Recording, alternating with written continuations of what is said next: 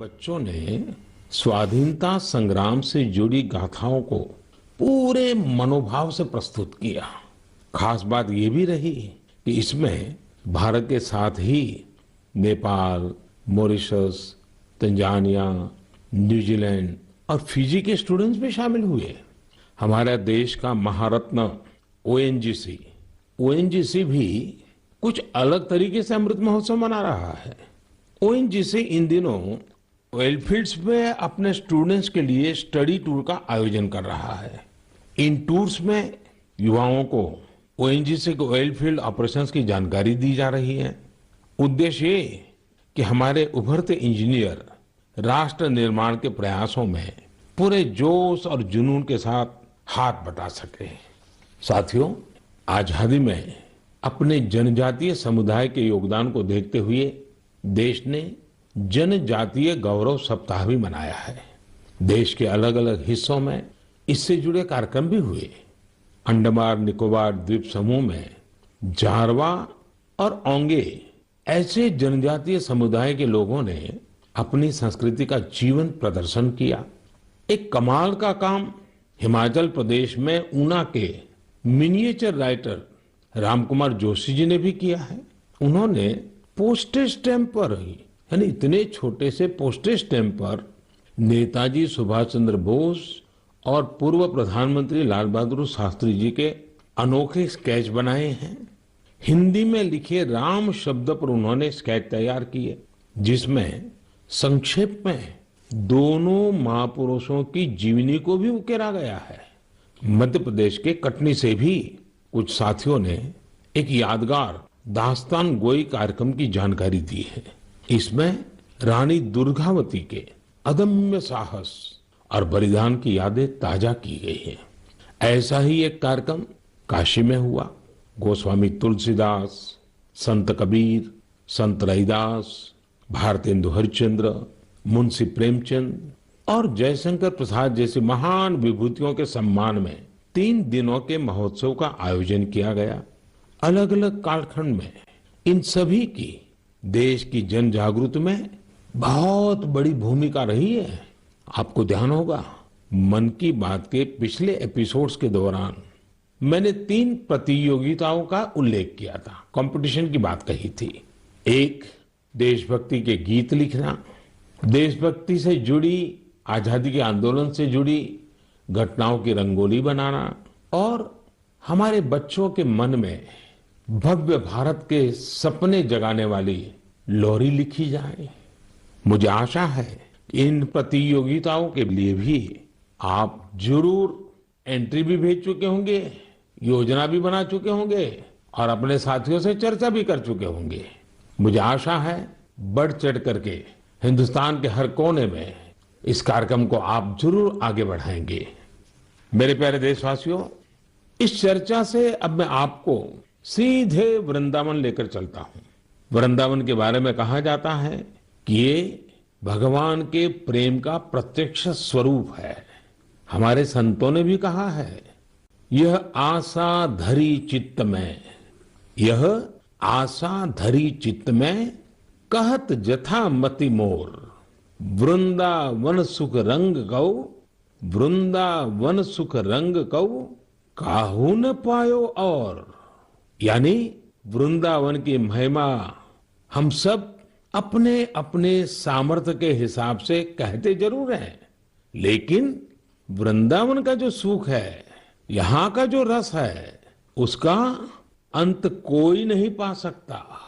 वो तो असीम है। तभी तो वृंदावन दुनिया भर के लोगों को अपनी तरफ आकर्षित करता रहा है। इसकी छाप आपको दुनिया के कोने कोने में मिल जाएगी। पश्चिमी ऑस्ट्रेलिया में एक शहर है पर्थ। क्रिकेट प्रेमी लोग इस जगह से भली भांति परिचित होंगे, क्योंकि पर्थ में अक्सर क्रिकेट मैच होते रहते हैं। पर्थ में एक सेक्रेड इंडिया गैलरी, इस नाम से एक आर्ट गैलरी भी है। यह गैलरी स्वान वैली के एक खूबसूरत क्षेत्र में बनाई गई है और ये ऑस्ट्रेलिया की एक निवासी जगत तारिणी दासी जी के प्रयासों का नतीजा है। जगत तारिणी जी वैसे तो है ऑस्ट्रेलिया की, जन्म भी वहीं हुआ, लालन पालन भी वहीं हुआ, लेकिन 13 साल से भी अधिक समय वृंदावन में आकर के उन्होंने बिताया। उनका कहना है कि वे ऑस्ट्रेलिया लौट तो गई, अपने देश वापस तो गई, लेकिन वो कभी भी वृंदावन को भूल नहीं पाई। इसलिए उन्होंने वृंदावन और उसका आध्यात्मिक भाव से जुड़ने के लिए ऑस्ट्रेलिया में ही वृंदावन खड़ा कर दिया। अपनी कला को ही एक माध्यम बना करके एक अद्भुत वृंदावन उन्होंने बना लिया। यहाँ आने वाले लोगों को कई तरह की कलाकृतियों को देखने का अवसर मिलता है। उन्हें भारत के सर्वाधिक प्रसिद्ध तीर्थस्थलों वृंदावन, नवाद्वीप और जगन्नाथपुरी की परंपरा और संस्कृति की झलक देखने को मिलती है।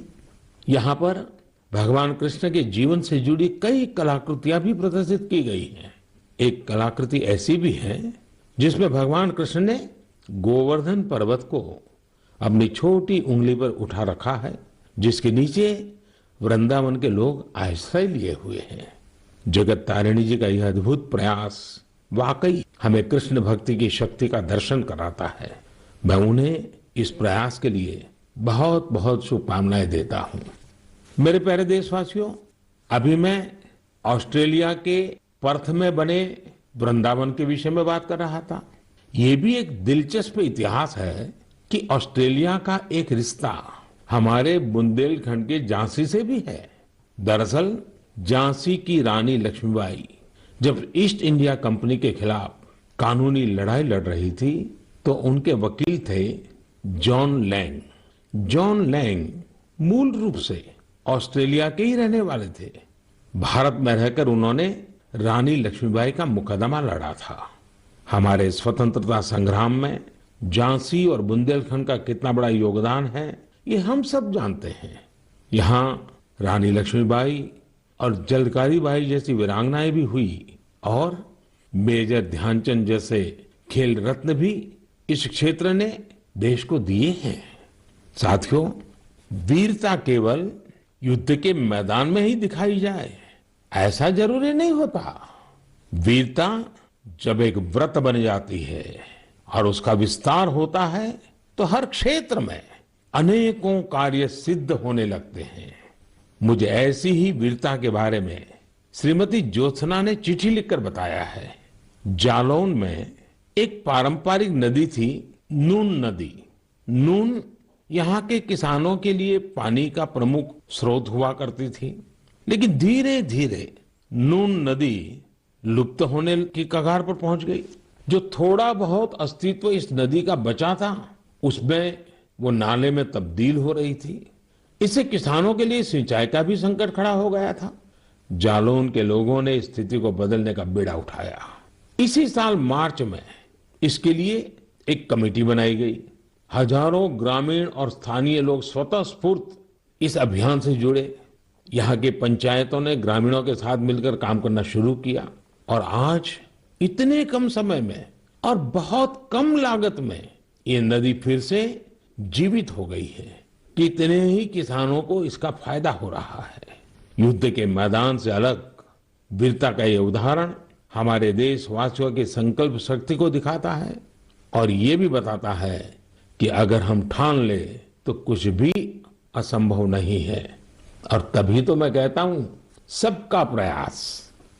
मेरे प्यारे देशवासियों, जब हम प्रकृति का संरक्षण करते हैं तो बदले में प्रकृति हमें भी संरक्षण और सुरक्षा देती है। इस बात को हम अपने निजी जीवन में भी अनुभव करते हैं और ऐसा ही एक उदाहरण तमिलनाडु के लोगों ने व्यापक स्तर पर प्रस्तुत किया है। ये उदाहरण है तमिलनाडु के तूतुकुड़ी जिले का। हम जानते हैं कि तटीय इलाकों में कई बार जमीन के डूबने का खतरा रहता है। तूतुकुड़ी में भी कई छोटे आइलैंड और टापू ऐसे थे जिनके समुद्र में डूबने का खतरा बढ़ रहा था। यहाँ के लोगों ने और विशेषज्ञों ने इस प्राकृतिक आपदा का बचाव प्रकृति के जरिए ही खोजा। ये लोग अब इन टापुओं पर पाल्मेरा के पेड़ लगा रहे हैं। ये पेड़ साइक्लोन और तूफानों में भी खड़े रहते हैं और जमीन को सुरक्षा देते हैं।